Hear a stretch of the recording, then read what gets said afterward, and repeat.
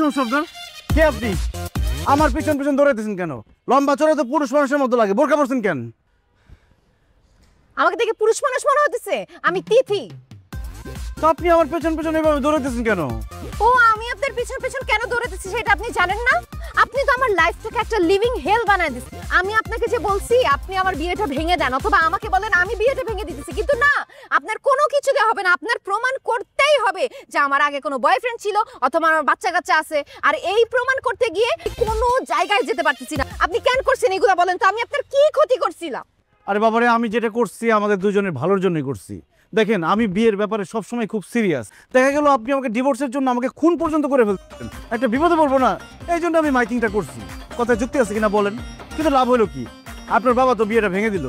আমার বাবা খুব ভালো করছে, কারণ কোন সুস্থ মস্তিষ্কের মানুষ তার মেয়ের সাথে এরকম একটা পাগল ছাগলের বিয়ে দিবে না। দেখেন, আপনারা আমাকে ভুল বুঝতেছেন। আরে ভুল তো আপনি বুঝতেছেন। দুনিয়ার সব ছেলেরা যেমন খারাপ না, তেমনি দুনিয়ার সব মেয়েরা খারাপ না। কিছু মেয়েরা খারাপ করবে দেখে আপনি সবাইকে এক কাতারে তো ফেলতে পারেন না।